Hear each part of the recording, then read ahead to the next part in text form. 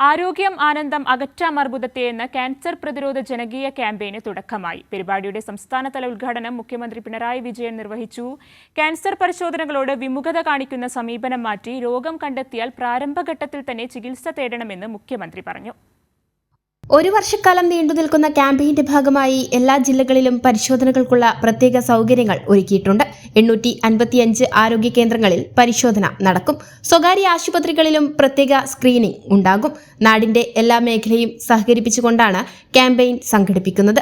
ലോക ക്യാൻസർ ദിനത്തിൽ തന്നെ പരിപാടിക്ക് തുടക്കമിടാൻ കഴിഞ്ഞത് പ്രത്യേകതയാണെന്നും ക്യാൻസർ രോഗത്തിനും ചികിത്സയ്ക്കും മുന്തിയ പരിഗണനയാണ് സർക്കാർ നൽകുന്നതെന്നും മുഖ്യമന്ത്രി പറഞ്ഞു. ലോക ക്യാൻസർ ദിനമാണ്.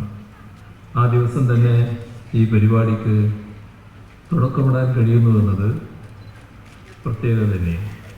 ക്യാൻസർ ഒരു മഹാമാരിയാണ് എന്നതിനെക്കുറിച്ച് എല്ലാവർക്കും ബോധ്യമുള്ളതാണ്. അപ്പോൾ അതിനെക്കുറിച്ചുള്ള അവബോധം നല്ല രീതിയിൽ ഇനിയും വർദ്ധിപ്പിക്കേണ്ടതായിട്ടുണ്ട്. ഒരു വർഷം കൊണ്ട് എല്ലാവരെയും ക്യാമ്പയിന്റെ ഭാഗമാക്കി ക്യാൻസർ പ്രതിരോധം ശക്തിപ്പെടുത്താനാണ് ആരോഗ്യവകുപ്പിന്റെ ലക്ഷ്യമെന്ന് മന്ത്രി വീണ ജോർജ്. നമ്മളൊരു തുടക്കമിടുകയാണ്. ഈ തുടക്കം ഒരു തുടർച്ചയുടെ ഭാഗമാണ്. ആ തുടർച്ചയാണ് ബഹുമാനപ്പെട്ട CM ഇവിടെ പറഞ്ഞത്. സർക്കാർ, സ്വകാര്യ മേഖല, സഹകരണ മേഖല, NGOs എല്ലാവരും ഇതിൽ ഭാഗമാകുന്നുണ്ട്. നമ്മുടെ എല്ലാ ആരോഗ്യ കേന്ദ്രങ്ങളിലും, അതായത് LSGDകളിൽ, പഞ്ചായത്തുകളിൽ, എല്ലാ ആരോഗ്യ കേന്ദ്രങ്ങളിലും 885 ആരോഗ്യ കേന്ദ്രങ്ങളാണുള്ളത്. അവിടെ നമുക്ക് സ്ക്രീനിംഗ് സൗകര്യമുണ്ട്.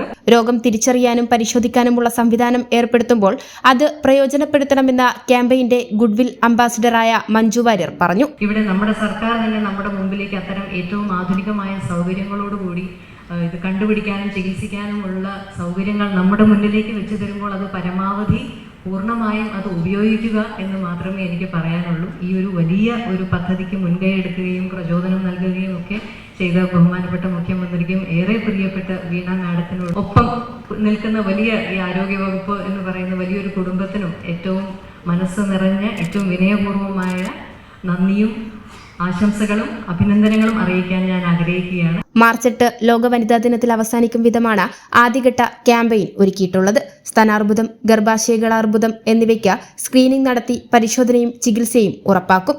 കൈരളി ന്യൂസ്, തിരുവനന്തപുരം.